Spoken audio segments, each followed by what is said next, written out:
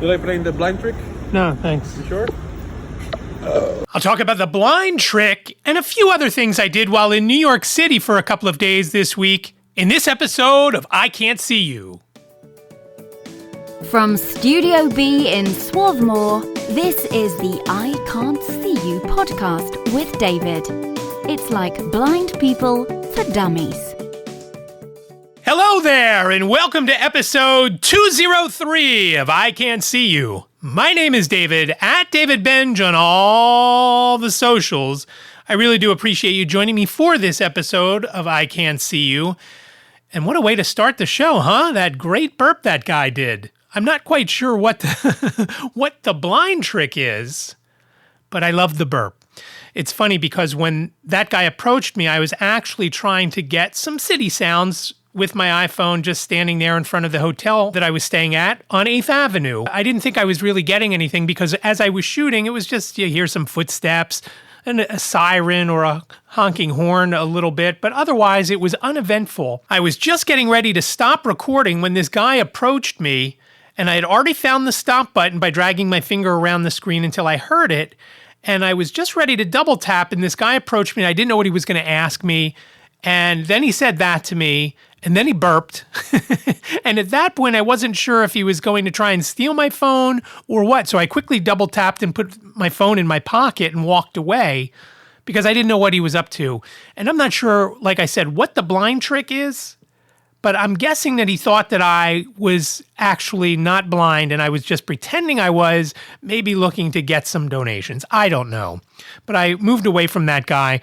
But I thought, after I listened to the whole video and I pulled the audio off, I'm like, oh, I'm going to use that. I was originally going to use the sound clip for Just Listen, but I've got something better for Just Listen, so stay tuned. It has to do for the main reason why I went to New York, but I'll talk about that in a few minutes. Of course, since it's in football season, I'm going to talk about fantasy football last week. And I was one up and one down. And unfortunately, the one down, I got destroyed, 176 to about 110. Wasn't even close. It was never in doubt, it seems, because the guy I was playing had the Cincinnati quarterback, the same guy I have in the other league, and the same reason why I won in the other league, because all my other guys did terrible on my Frenemies League team called Golden Menace. But thanks to Burrow, I ended up winning over there, and thanks to Burrow, I ended up losing in the All Blind League. So I'm 6-1. But because Brian also lost, he is now 5-2, so I'm still in first place. And this kind of reminds me of how it went last year. I was 6-0, then I lost, but stayed in first place. So let's see what happens this week. It's going to be very close this week as well, so I'm not too optimistic. And I lost in fantasy hockey, and I'm just starting to pay more attention to that because I don't have Believe You Can to worry about anymore, and I have a couple more minutes each day that I can set my lineup. And as I mentioned before, setting your lineup in hockey is a lot different than football because there are games every night. You can put a guy in and take a guy out and put a guy in and take a guy out, not during the games, but each day. So I have to set my lineup for every day. So if the Flyers, for example, play 4 games, I could play anybody on my team that's on the Flyers. I could play them for all their games. And the key is to have as many guys play as many games because it doesn't go by that. It's based on different scoring, how many goals, how many assists, and so forth. I'm looking good this week that we're in already, but I am in 7th place overall. I am in first place, though, like I already told you about in the All Blind League, but I'm also in first in the blind division of the Frenemies League. So as I mentioned at the top, I was in New York City for Monday and Tuesday of this week, going to Laugh for Sight. And I'll talk more about Laugh for Sight specifically in a couple of minutes. But before I get to that, I got up to New York mid-morning on Monday morning, and Nick from the All Blind League and his girlfriend Edith were already there. So we were texting while I was on the train on the way in, and he was telling me what they were going to do for the day. And what he mentioned they were going to do sounded really cool to me. And they were going to do a tour of Madison Square Garden. And I thought, man, that sounds awesome. And so we went over there. So we kind of met at the hotel, which was right down the street from the train station, which of course is right next to Madison Square Garden. So I walked from the train to the hotel. I was able to check in, even though it was as early as it was. I dropped my bag off, which was only a backpack, dropped it off in my room, and then we walked back down to MSG.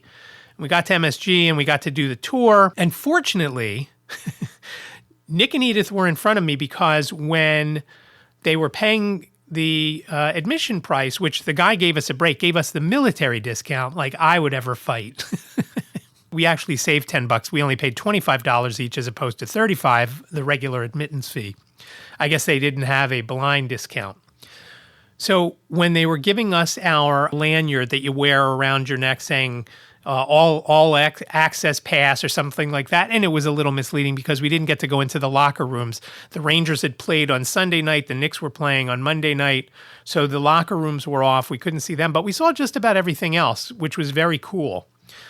So when they were giving these lanyards out, which we got to keep, when they were giving them out, they asked Nick and Edith where they were from. And when they said Montreal, I'm like, oh my God, they're going to ask me and I'm going to say from Philadelphia and 5 guys are going to come out and beat the crap out of me while I'm standing there waiting to go in. But I guess they thought I was from Montreal as well, so I got in unscathed.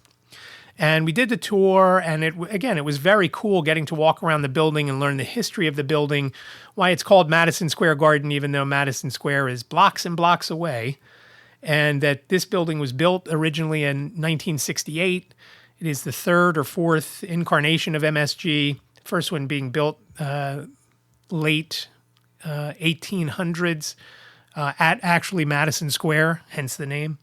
And got to go up where the announcers call the games from, which was a very cool area to be on, and then got to go down on the floor, not actually on the hardwood because they were still setting that up, covering over the ice, although there was no ice visible when we were there. The floor was basically down with a few exceptions, and they were putting up the backboards. There was a ladder at one of the backboards and things like that. So it was very cool to be there and do that. And I was telling a friend of mine yesterday that I've never done a tour like that, even when the Wells Fargo Center opened here in Philadelphia. And of course, when it opened in Philadelphia, it wasn't called the Wells Fargo Center.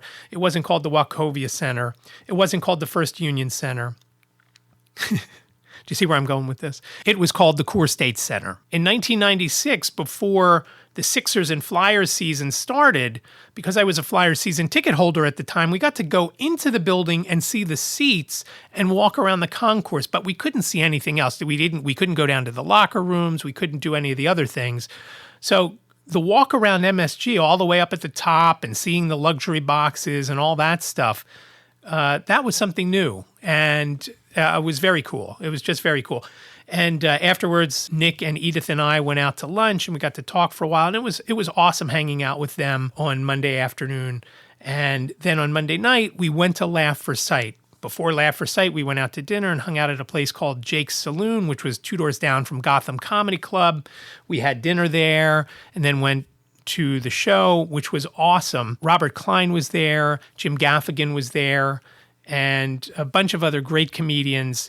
I'll put a list of everything. I'll link to it to the page in the show notes. Jim Gaffigan actually isn't on the page for Laugh for Sight because they weren't sure if he was going to be able to make it or not. But the other folks listed on that laughforsight.com page were there. And it was a lot of fun. And of course, the best part was I got to hang out with Nick and Edith more. And Frank and his wife were there, so that was cool. And I got to see Ed. Ed Plumacher was there, and and obviously I got to talk to Brian.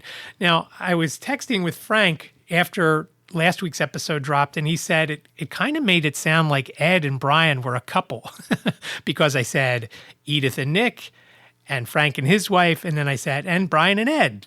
And of course, they are not. Ed is married to someone else. She was not there, however. It was just Ed.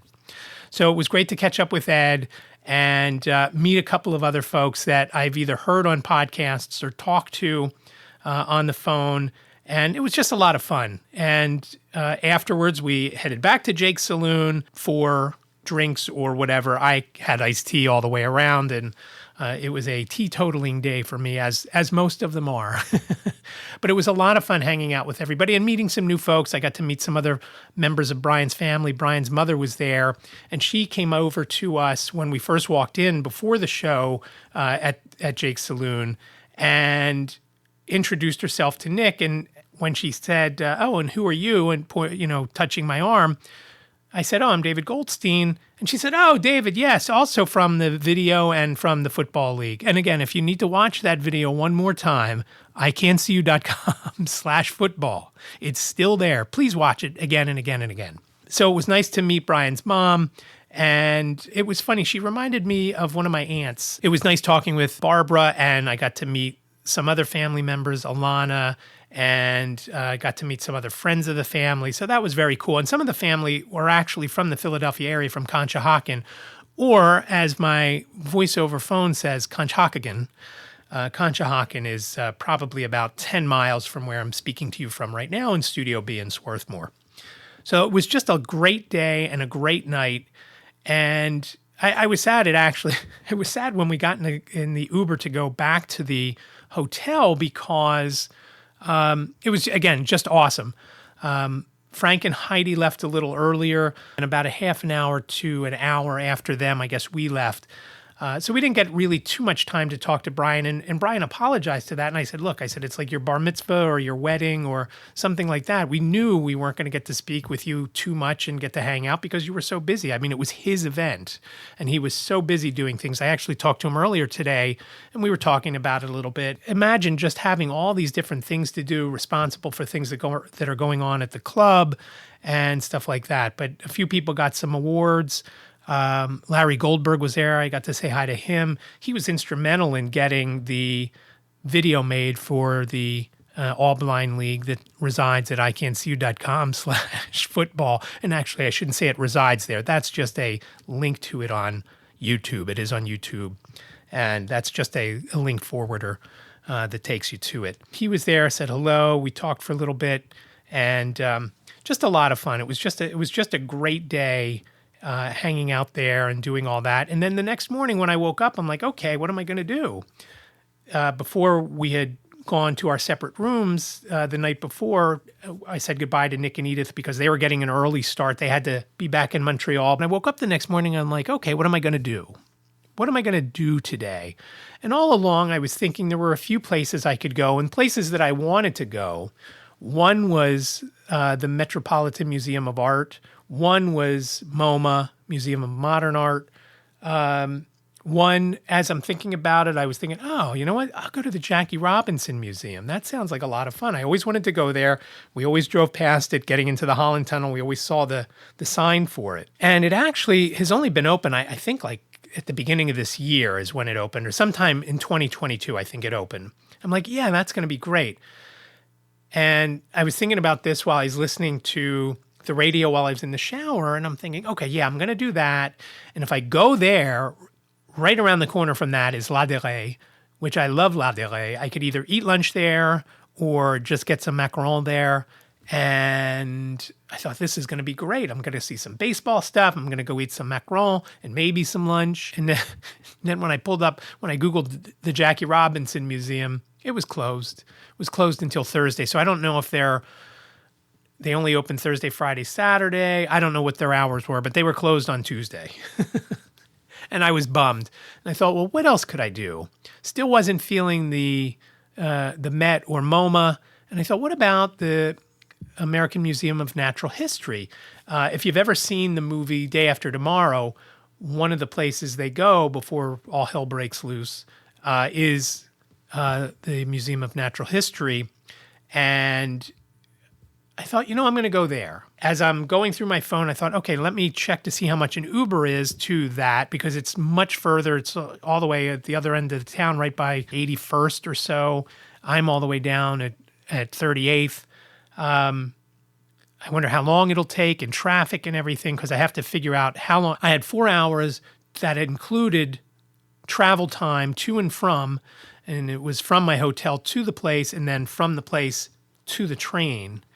And I wasn't sure how long it would take. So I checked Uber to see how long it would take to get there from the hotel. And it was roughly about a half an hour. And when I checked Uber, I thought, let me see how much battery life I've got left. I had charged it fully. It had just finished charging maybe an hour and a half earlier. And I went from 100% down to 74% in that time. because that's where I listened to the radio on, was through my phone and the Odyssey app. So I'm like, this is going to be tight. I don't have my train tickets printed out. I need my phone to work when I get on the train later on, because that's the only spot my tickets are. I ordered the Uber, and because of the way the hotel is situated on 8th Street, you have to pick it up across 8th Street. So I was at 585. I had to go across the street to 590. So I had to walk up to the corner, cross, then walk down to where it was going to come. And I'm standing there for a couple of minutes, and my phone rings, and it's the Uber driver, and his English wasn't great, but he said, "Can you come to 39th Street? Because if I have to go around the block, it could take me another 20 minutes to pick you up." And I said, "Okay, that sounds good." And I said, "Where are you on 39th? I crossed over 39th, and I said, "I am on the northeast corner of 39th and 8th. Where are you?" And I don't think he understood what I meant. And he's telling me, I'm here. I said, "Well, where are you? I'm standing here on the corner. Where are you?" And finally, a guy gets out of his car. He was on 8th, not on 39th. So he was on 39th and turned onto 8th, and that's where he was sitting, right at the corner, but on 8th, not on 39th. So I got in the car, and we talked for a couple of minutes, and he said, as we're driving, and there's a lot of traffic down that section of town, but once we got into the 50s or so, traffic lightened up, and it was pretty much smooth sailing. But at one point, we're driving, and it felt like we were like kind of turning, but not like a turn onto another road, like a 45-degree angle, kind of like we were going through a roundabout. And then the windows were open to the car, and I heard a fountain, and I said, "Oh, is this Columbus Circle?" And the guy said to me, "How did you know that?" I said, "Well, I could feel the car turning, but not a regular right or left-hand turn, and I heard the fountains, and I kind of assumed that that's what it is." He said, "It is Columbus Circle." And he said, "Do you speak French?" And I said, "Only a little teeny tiny bit." And then he said a few things, "Je m'appelle, comment allez-vous," and things like that. And I said, most importantly, où est l'OAC? Where's the bathroom? Not too much else. And he laughed, and we continued on to the Museum of Natural History. And we pulled up, and before we even pulled right up, he said, "Oh my God, what's that line?" And I said, "What do you mean, for the museum?" He's like, "Yeah." I thought, oh boy, I've made a mistake. I should have picked the Met or MoMA. But I was there. They weren't close. I got out of the car. I thanked him, and he wanted to get out of the car and help me. And I said, "No, I'm good. And I got out of the car. He said, "Make a right once you get up on the curb, and you'll notice the line, and just keep walking." The line was probably a half a block long, and it was a long block. In New York, there are two different kinds of blocks. There's short blocks that go, let's say, from 38th to 39th. And I forget how many are in a mile for those. And then there are long blocks that go from, let's say, 8th Avenue to 9th Avenue and so forth. Those, there are 7 to a mile. So those are obviously longer. And this was a longer block. And I'm not even sure how long this block was because, again, we were up in the Central Park area, and I don't know what street was going to be next. But easily a couple hundred yards this line was. Maybe even a few hundred yards. But once I got in it, it was moving at a pretty good pace. I would stop for a second or two and then probably walk 8 to 10 yards and then stop and then walk 8 to 10 yards. And once I got in, I was probably inside the museum from the end of the line in about 15 minutes. And then I really had to wait. Because once I got in, it was like waiting at Disney World with the line zigzagging through the lobby, I guess it was, of the museum. And the funniest thing was, as I was standing there and I could feel everybody looking at me wondering, why is a blind guy going to look around this museum when he can't see anything? And nobody ever actually asked me. And I'm not sure they would have been able to ask me because of all the people that were around me, the only English that I heard, and it was only from one group, was folks from England. They were talking about Doctor Who because they had just announced the anniversary episodes that were coming out next year. and talking about other things like that. The people directly in front of me were from Germany. The people directly behind me were Asian of some sort. I heard a few different families speaking French around me. There was another type of Asian language being spoken. There was Spanish. And as I walked through the museum, I rarely heard anybody speaking English. It was just incredible. So once I finally got up there and paid, and it was $22 if you needed to know. I don't know if that was with any kind of discount. I don't know. She told me how much it was. I gave her $22. I didn't do anything special. It was just a basic general admission ticket. And I was just looking to go around and walk around, and I wasn't even quite sure what was there because I didn't do any investigating beforehand. As I said, I decided what I was going to do in the hotel room about an hour earlier. So I walked around and I walked through this one section that had extinct animals and then extinct bugs or near extinction bugs. And I actually took a selfie, and I keep forgetting to post them on Instagram. I took a few selfies there, blind selfies there. There were this one moth, which was from the Mississippi Delta. The wings looked like it had eyes. So when it was flying, it would look like it was a bigger, scarier thing, I guess, to birds, so they wouldn't bother with it. And like I usually do, and this became an issue as I was wandering around the museum, I have my phone with Seeing AI running. And I have it running because I sometimes need to just take my phone out of my pocket and kind of wave it around and see if it hears, if I see anything that I'm interested in. It might tell me what room I'm entering or what's going to be in there. There were different rooms, Latin American things and other stuff like that, or the extinction things. Some were animals, and then I got to another section, like I said, of these paintings or photos of different insects. Once I saw something that I thought looked cool, I would look at it with my phone and then look for the write-up about it, which was usually to the left of the image. If it was something in a display case, that was usually down at the bottom, and it would talk about what it was. But I saw this moth, and I could kind of make out, to me it looked like a butterfly, to be honest, and I didn't know it was a moth until I read the sheet about it.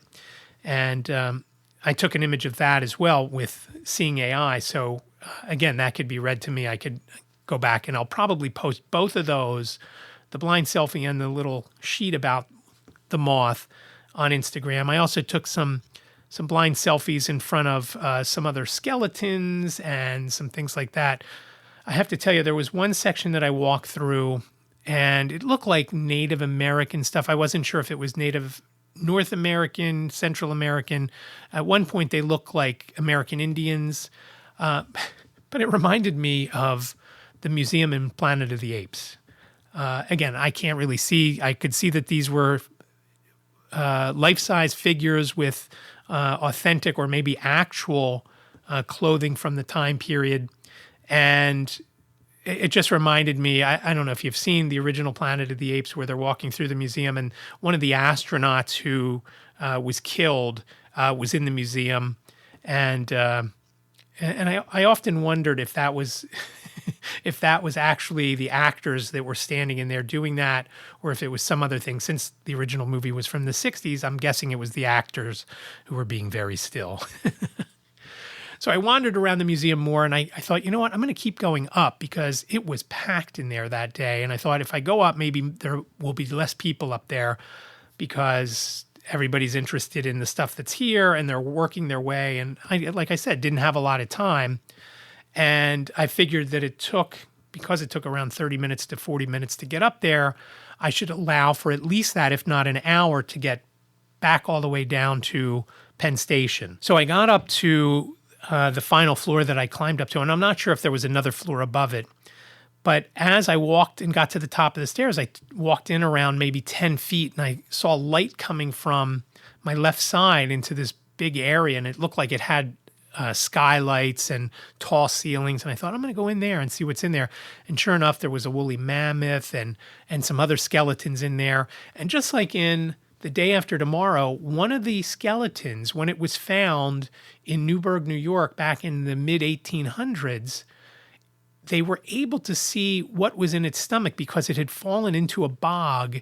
And I guess because of the temperature of the water, it stayed so cold, the food that was in its belly was still the same. They could figure out what it was that it ate. And I don't remember what it was. I just thought it was cool that they could tell that from 180 years ago, or I guess whenever they scanned it back when they found it. But I thought that was very neat. And then, of course, I got to I saw one skeleton, which was called the Great Chase. It was 14.5 million years old. It was a predecessor to a bear chasing some other thing. And it was just very cool. So I started wondering how they thought that this would be exactly what the bones were set up to do. But I guess, when you get the bones, it's like putting a puzzle together. You can, G.I. Joe could do a bunch of different things. So I guess so can animal bones, as long as you got all of them. So it was this one creature chasing this other one, hoping to catch dinner. And again, there was the woolly mammoth. There was a triceratops. And I'm not sure if it was the woolly mammoth that had the stuff in its belly or the triceratops. I'm guessing it was the woolly mammoth, but I don't remember. I did not take an image of the write-up about either of those, so I'm not sure.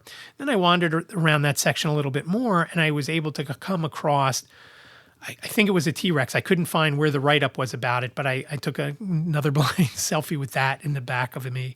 And so I'm going to put them all on Instagram once I remember to do it. I started to do it on the train, but my battery was getting low, and the announcements and people around me talking made it difficult for me to hear my phone. And as I've probably mentioned before, posting on Instagram is really difficult, and I don't rely on dictation to do it because dictation always gets it wrong when texting or otherwise. So I usually manually enter it, and it takes me a long time to do it, holding my phone and so forth. So I still have to do that. I have about 5 or 6 pictures. I've got a couple of blind selfies from MSG and some from the museum.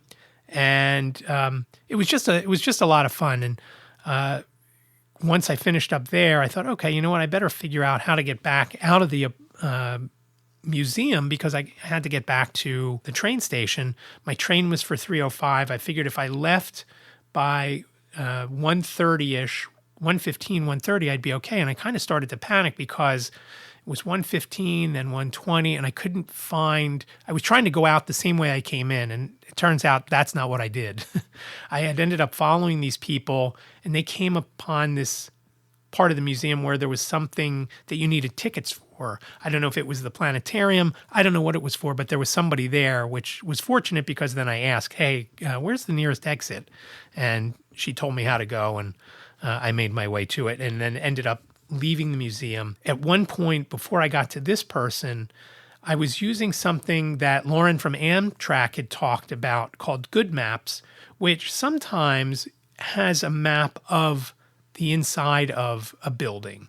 Now, it did not for this museum, but when I was near what looked like a door to leave, it told me what street was out in front, and it was 77th Street. By the time I left the building, I ended up leaving on 81st Street or Central Park West and 81st Street. I'm not sure which road was which one, but I was mad because I ordered the Uber and I walked about 20 feet and then I made a right because I was walking towards the corner. As I got closer to the corner, I noticed there was a subway station right there. And obviously that would have been a lot cheaper than taking an Uber. And I was so mad that I noticed that after because I would have done that. The trains usually, most of them go to Penn Station and or close, and that one would have been better. And $2.75 as opposed to whatever I paid, and I don't remember what it was. It was $25 or $30, I think, to go to Penn Station from there. But it's also the first time I think I spent much time around Central Park. Jane has always lived downtown with the exception of that apartment that she rented for most of COVID that she never actually spent one night in that was on East 77th Street. But that wasn't on the Park side. Park is further west. I hadn't been in that area, and I thought this is a pretty nice place, pretty nice area. And as I may have mentioned before, Jane's rent was jacked up by twice. So she and her roommate were paying around $2,600. Their rent is going to $5,200, so they are not staying in their apartment. In fact, they are both looking for apartments separate from each other to live on their own. So that's what we've been scurrying to do because Jane's lease is up on the 15th of January. So she's been looking and working with a realtor, and I know her roommate has been looking as well. So hopefully she's able to find something pretty neat. I found something today in Soho that I want her to check out. And to be honest, I wish I was up there. I wish I was up there to go around to these places with her because I love doing that. She's not going to get a big place, obviously, for what her budget is. And hopefully she should be able to get something fairly close to her budget, which is kind of crazy with what you get for a couple $1,000 or a little less. To get in an area that you want, it's not very easy. And that's why I like this one in Soho. It is small, obviously, but it did have a separate living room and a separate bedroom. The kitchen was probably the size of an office desk, a 30 by 60 office desk. Had a fridge, it had a sink, it had a stove and a cooktop, and that was it. There was no counter space, so I don't know what you do to prep food, but I'm sure you could think of something. But it would fit a small couch, it would fit a TV, and I thought it was pretty cool. And again, it's in Soho, and there was laundry in the building, and I liked it. So we'll see what she does and how she makes out. But going back to being up there earlier this week, and I'm recording this on Thursday night, just before Thursday Night Football, and it didn't take as long going back to the train station as it took me to come from the hotel. I'm not sure what way we took. I don't know if we went down 9th. I really don't know because I couldn't really tell. And since I'm not familiar with the Upper West Side, I have no idea. I just knew once we went back through Columbus Circle again and then continued down. But again, I don't know what we went down on. So I was left off at the old Penn Station. There are two sections. There's the old station, and then there's this brand new, beautiful, well-lit, and no seats, Moynihan Hall or something like that. And I had trouble getting out of it when I arrived. And I had trouble finding anything I needed once I got there. And as far as the train travel goes, and then I'll talk about all of the stuff in Moynihan Hall or Moynihan whatever part of the station. In Philadelphia, it's never an issue because I'm very familiar with that station. I've talked about it before when I was working at the Blind Bodega. I actually hung out there for 15 minutes to a half an hour each morning, drinking my tea and basically just taking in the sights and sounds of 30th Street Station in Philadelphia with the people screaming and yelling and the birds chirping inside the building and just morning stuff going on in there. When I got off my SEPTA train and I saw a long line, and I thought, you know what, before I get in that line, because I was pretty sure that line was for New York. I went to the men's room, came out, and I saw the long line. I thought, you know what, before I just jump in this line, I'm going to go up front and ask. And I went up front. I kind of followed the line, and the guy says to me, "Can I help you?" I said, "Is this the line for the train to New York?" And he said, "Yes." He said, "Train 600?" I said, "Yeah." And he said, "Just stand right there." And I thought, oh my God, here are all these people watching me jump the line again. And he said, "Do you need help going down?" I said, "No, I'm good." He said, "Well, just stay there. Do you need the escalator?" I said, "I can walk down the stairs too, whatever, it doesn't matter." And then a red cap came over to me and he said, "I'll take you to the elevator." And I said, "Okay, that's fine." Again, I felt all the eyes looking at me like, hey, this guy is jumping the line. I didn't like that feeling. So Fulton was his name. Fulton took me over to the elevator. We went down and he got me to the train. And he said, as I stepped, he said, "Do you need a plate?" And I said, "What do you mean a plate? I don't know what you mean." He said, "The plate that covers the gap." I said, "No, I can step over the gap. I'll feel for it with my cane and then step over." He said, "Okay." So I stepped over the gap. He said, "All right, just make a left and take any seat you want." And I couldn't figure out how to open the door. And evidently there's a button on there that I still don't know exactly where it was. I think it's near the handle, but it was somewhere near the handle. I saw him do something, and it wasn't anything with the handle. So I still don't know how to open the door. But I got on the train. I took the first seat that I saw. Nobody sat next to me. And it was pretty much smooth sailing up to the Penn Station in New York. When I got off the train, I went up the escalator. No, I walked upstairs. There was no escalator. Walked up the stairs, and I get to the landing. I'm like, oh my God, where am I going to go now? And I thought I'd really like to go to the bathroom before I do anything.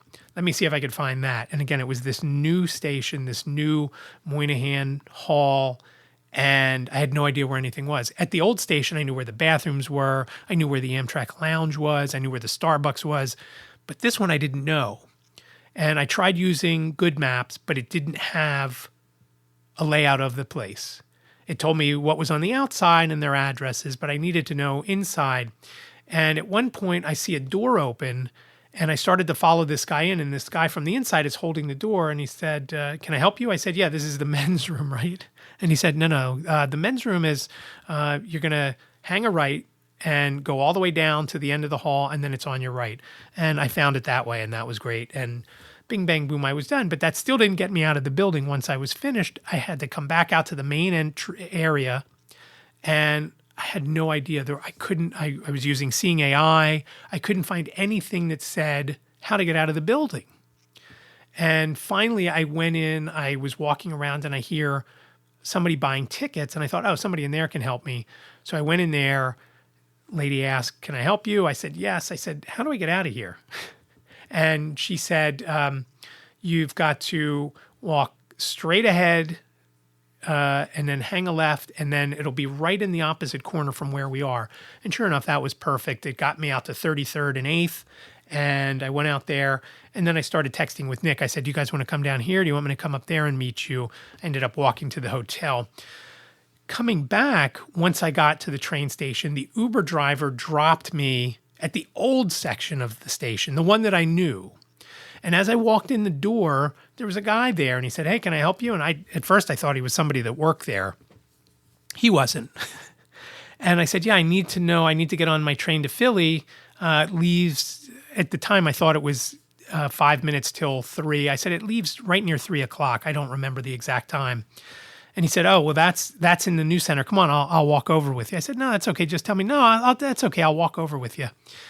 And as we're walking, we walked through the entire old station, and then we go up an escalator. I said, oh, where are we going? He said, oh, we have to go across the street. I said, there's no way of going to the new place from here? You have to go outside again? He's like, yeah. And I said, okay. And I thought, I'm getting some, I had some ones in my pocket, and I first got 3. I thought, well, here's another one, because he's spending all this time. He's probably spent 10 minutes with me. So we walk into the new station, and there was a tote board that had all the schedules and everything. And he said, your train's at 3:05, so you have a little bit of time. And I pulled out $4 for him. And as I was pulling the money out, he said, hey, could I have 10? I said, no. I said, I only have this. And I gave him the $4. He said, you sure you don't have 10? I said, no, I really don't. I'm thinking, okay, 10 minutes if he took 10 minutes to spend with me, it's $24 an hour basically.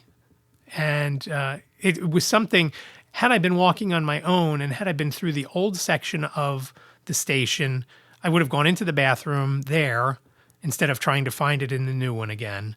And I could have gone into the lounge there, and someone would have given me the way to go, and I would have been able to do it that way. So I get into the new station, and I walk into the main section, and I'm like, okay, I wonder if there's a lounge here. And I notice a guy sweeping up, a maintenance guy, and I walk over to him. I said, is there an Amtrak lounge in this part of the station? He said, yes, it's directly in front of you. Just keep walking until you go to the escalator. And I basically had to walk to the very end. The escalator was on my right, he told me, and I went up the escalator. As I'm going up the escalator, I started to wonder, it seemed like this was a different type of lounge. And so when I got to the top, one of the guards there said, can I help you? And I said, yeah. I said, is this the lounge? And he said, are you a this kind of member or that kind of member? And I said, I don't know. I said, I know I have Amtrak rewards. I just don't know what level I am. And I said, I really just need to know where I have to get my train, the 3:05 train to Philly. At this point, when I had walked in the station, the guy who I gave $4 to told me your train's at 3:05. I said, okay. And so he said, I'm going to take you to customer service. I said, okay, great. So we walk down to customer service. And when we walk in, I'm waiting for a couple of minutes. And one of the guys there helps me. And he said, yeah, we can have somebody help you out, get to the stairs you need. I said, in the meantime, I know I have around 35 minutes or so. Is there a Starbucks here? And this other lady came and helped me, and she said, yeah, come on, I'll help you out. And I said, you don't need to walk me if you just point me in the right direction. And we walked out of the customer service area, and this lady was very nice and very short. And she was funny because I listened to her. She had originally called the guy on the radio. The guy showed up, and she said, oh, I'm sorry, whatever your name is. I said, disregard. And he said, well, I didn't hear that. And it was just a very funny exchange. So when we're out in the main area and she's telling me where the Starbucks is, she said, just keep walking straight and go all the way as far as you can. You'll smell the coffee once you get close, and it's a little bit to your right. And she says, are you sure you don't want me to go? I said, no. I said, it's more of an adventure, and it's better for me, a better challenge for me to do it on my own than to go with someone. She said, okay, go ahead. But if you're not back in 7 minutes, I'm going to come looking for you. I said, okay, that's fair enough. And we both laughed, and I went on my way. And of course, I found it because I heard the blender going, making a Frappuccino. And I got in the queue, ordered my iced tea, and I was hungry. I hadn't had lunch. So I got a breakfast sandwich, which I was surprised they still had. Then I thought, well, before I go back to customer service, I have some time. I want to eat this sandwich. I got to find a seat. There is not one seat in the main part of the train station. There's a couple of seating areas on the very fringe where there are food places, but there's nothing in the main part. And people are sitting on the floor, leaning up against things. And Jane and I were talking about it after, and she had told me that when it originally opened, they didn't want to put anything there because they didn't want homeless folks coming in and sleeping on it or hanging out in there for an extended period of time. And I thought, I don't know if the people I saw sitting up against the walls and things like that were getting on trains, or if they were homeless, or if they were anybody else just hanging out. And I thought, what a great place. But, how do you... I basically, and I eat a lot of times standing up. I've mentioned plenty of times how I like standing, but unlike 30th Street Station where there was a place to put my tea, there was no place to put my tea and my bag. So I basically had to put everything on the floor while I stood and ate my sandwich, and then went back over to the customer service.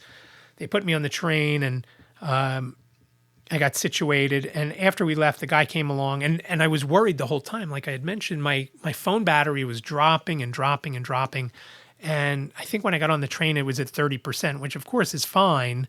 Once they scanned it, I felt better. I started listening to a podcast and spending a little time doing things, looking up stuff on the internet, checking emails and whatnot.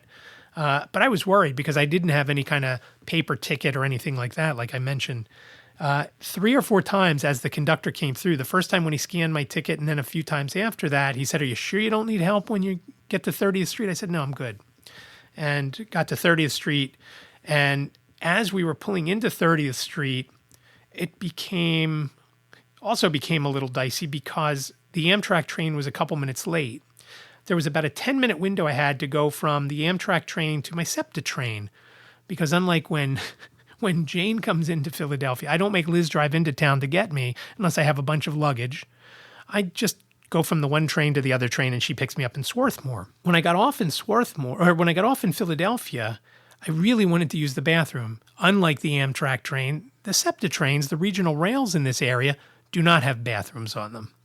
So I got off the train. It was like 33 or 34, and my regional rail train was supposed to arrive at 4:39. So I had 5 minutes, and I had to go from one side of 30th Street Station to the other side. Imagine being in Miami and having to go to Seattle. That's basically what I had to do. And then climb to the top of a mountain near Seattle. I don't know, because I had to obviously go up a level. So I figured, you know what? Hopefully I'll be okay, and I'll just get on the SEPTA train. When I got to the top of the stairs to the platforms for the SEPTA, there was a train there. I'm like, oh my God, is this the right one? And I noticed there was a person wearing one of those super yellow, almost Seattle Seahawks type of color vests. And I said to her, I said, "What train is this?" And I didn't know it was a girl at that time. Until she spoke, I didn't know it was a girl. She said this was Wilmington Newark, which I could have also taken, but I'd prefer to get off at Swarthmore. It's just a little bit easier for Liz. In a pinch, I could go to the other one, like when they were doing rail work, when I was going to the Blind Bodega for one of the weeks that I was working there. I took that line. That was the one where it reeked of, they always reeked of pot, the Wilmington Newark line. So she told me the Media Elwyn Wawa line, the train would be coming in a minute or two. So after the Wilmington train pulled out, a couple minutes later, the Media line train pulled in. I got on and I was good to go. And there were no issues with needing a bathroom badly on that trip home. So it was a great time. And there's just something about doing it on my own. And of course, I always get help, whether it's somebody telling me it's okay to cross the street. And sometimes I don't ask. I just kind of wait and I figure, I have to listen for traffic and who's stopped and who's going and whatnot. One thing that has me a little bit on edge is when, for example, on 8th Avenue, there is a bike lane. And unlike cars, bikes sometimes are hard to hear. And I'm a little leery of stepping out into the bike lane, even when when I have the light to cross, because sometimes those folks on bikes don't stop. And so that was a little leery. But when I first crossed 8th, when I was going to the museum, there was somebody that was standing next to me. When it changed, he said, "Okay, we're good to cross." And I thanked him, and I would have figured it out in 10 or 15 seconds. But one of the things that happens when I'm on my own, it actually forces me to talk to other folks, whether I want to or not. If I want to know where I'm going and what's streets in front of me and so forth. For example, when I came out of the train station and I knew I wanted to head up 8th Avenue towards 39th, I couldn't tell which street was in front of me. I knew 8th Avenue was to my right, but I didn't know if I was at 32nd and 8th or 33rd and 8th. And there were some people talking also in German at the corner. And I said, "Excuse me," I said, "This is 8th Street to our right. Is this 33rd or 32nd? And they said, they hesitated for a minute, and they said, "It's 33rd. I said, "Okay, great." And when we walked a block to make sure we were going the right way, I asked again, I said, "Now this is 34th, right?" And they said, "Yes." And I walked across. Unfortunately, they only walked another block because I felt a little weird walking behind them. And I was going to cross the street. I thought I had to cross the street. Fortunately, they crossed and I didn't, because before I knew it, I was at the hotel and I thought I was going to have to cross over. But I love going when I do it on my own. It's just a very different experience for me because I have to concentrate so hard. I don't have somebody with me like Liz or Jane or even friends. Like when I walked back to MSG with Nick and Edith. Edith is sighted, obviously, if she drove. So I walked behind them and I just listened for them, either Nick with his cane or them talking. And I just kind of stayed behind them and I was fine. But it's very different when I'm on my own, and doing it on my own, it just feels like a bigger accomplishment when I do it. Hey, I got here, just like I had told someone who, at the end of the comedy show, at the end of Laugh For Sight, they said, "I want to help you go to Jake's. You're going, right?" And I said, "Yeah." I said, "Well, it's only 2 doors down. I know I'm just going to walk out this door and go down 2 doors to the to the place." And she said, "No, I want to help you. I need to help you." And I said, "Okay." I said, "That's fine. You can help me out." And again, we walked out of the one, we made a right, and maybe we walked 10 or 15 paces, and then we made another right into the saloon. And it was great. And just doing that on my own, it builds your confidence. It built my confidence to do other things. When I was wondering what to do, and I was thinking about going to the Jackie Robinson Museum, I thought, is it going to be tough for me to go from the Jackie Robinson Museum to La Terre? And I thought, I can do it. It's just around the corner. It's a couple of streets I got to cross. And I've always been leery about crossing streets, but I was okay with it. And I thought the more I do it, the easier it's becoming, the more confidence I have. So that was my trip to New York. Again, it was a lot of fun. It was great to see Frank and Nick and Edith and meet Frank's wife, Heidi, and see Ed and see Larry Goldberg and see Brian and meet some other new folks like Brian Walensky and meet Brian's mom and some other family members and Missy. And it was just a lot of fun. It just was a great time.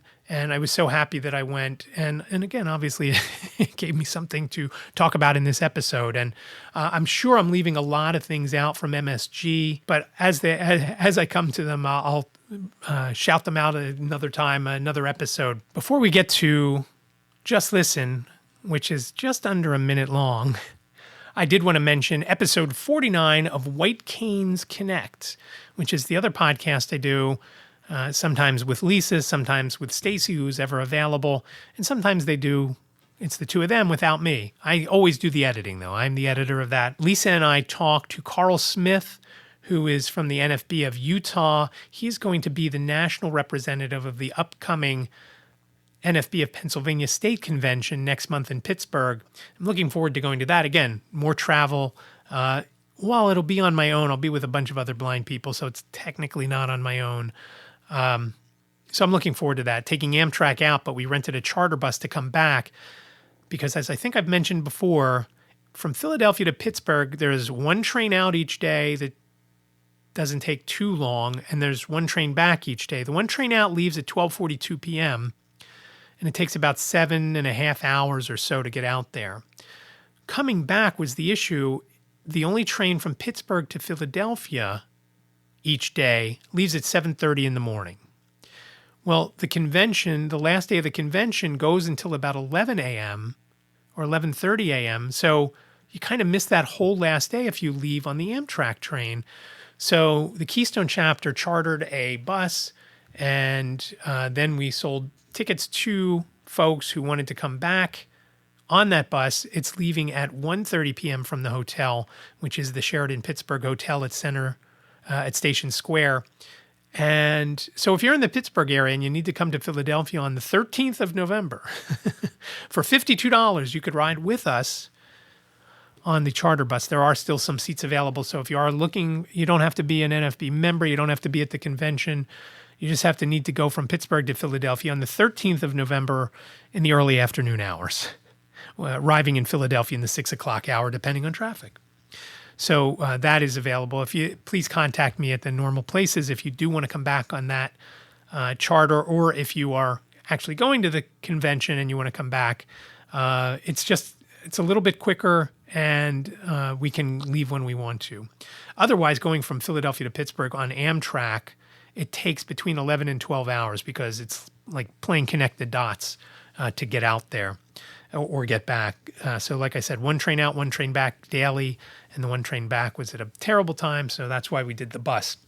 So we talked to Karl and Lynn Heitz, who's the president of the National Federation of the Blind of Pennsylvania, talking about the convention. With Karl, we talked about he's a business owner, so we talked about that. We talked about assistive technology, which is what his business sells, all sorts of different things. As I've mentioned before, I have what's called a CCTV device that I don't use at all anymore because it's just so hard for me to read anything. But basically, you put a piece of paper or a book or whatever you want to see under this device, and you look at it on a monitor. It makes it very big. Because I can't read too much anymore, it's not really as helpful as it once was for me. But he sells that sort of stuff. And he talks about some other things, both at a national level of the National Federation of the Blind, and as well as things, his blindness journey and things like that. It was great talking to him, and I really enjoyed speaking with him, and look forward to meeting him in person in Pittsburgh at the state convention next month. So I mentioned Just Listen, and I was going to use a few other sounds for Just Listen this week. I had an extended version of what I opened with that guy talking to me and then burping. And honestly, when I heard that burp today, when I was editing that audio, it reminded me of Barney from The Simpsons, Barney Gumble, when he did that burp. But the other sites that I had were from inside the American Museum of Natural History on my audio recorder, which I'm not sure how much I got and how it sounded, because when I recorded it, I wasn't sure I was recording. And now that I got it here, I can't figure out how to get I've got it plugged in via USB to my computer, but it's not showing up on my computer. So I'm not 100% sure what I have to do on the device to make it noticed on the computer so I can just grab the files. So the audio that you're going to hear, as well as the audio in the intro of the Barney Gumble impersonator asking about playing the blind game, were all shot as videos on my phone.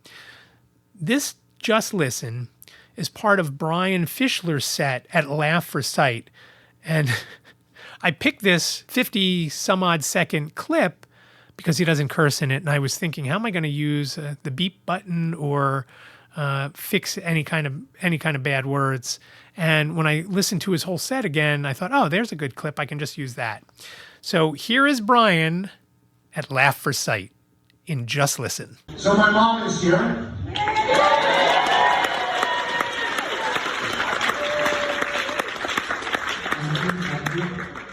Mom is recently a widow. It's okay. It's okay. And I recently found out that she's on old Jewish broad Tinder.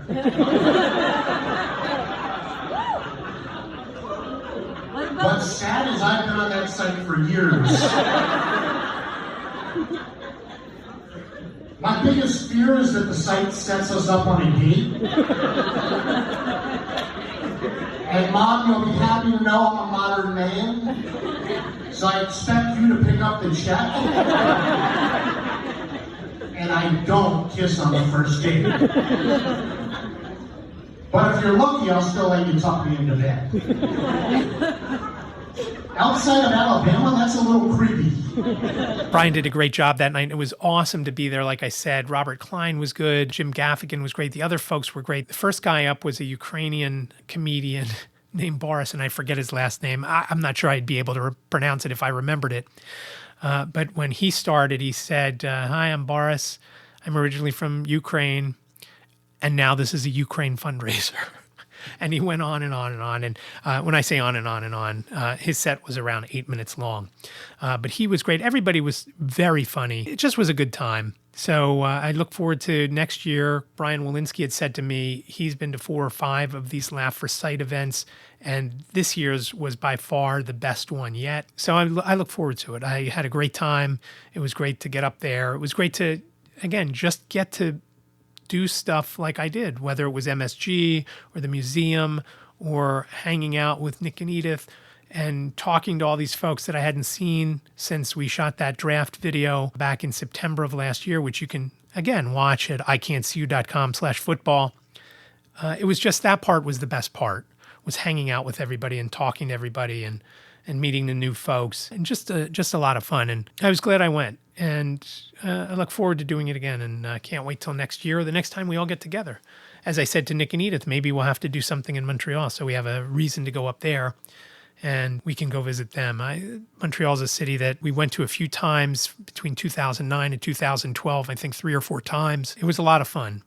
Jacob did a camp up there in 2009, so we had to drop him off and 2 weeks later go pick him up. Jane went to a concert up there, and then Jacob, after he graduated high school, him and his friend Andrew, who just got married.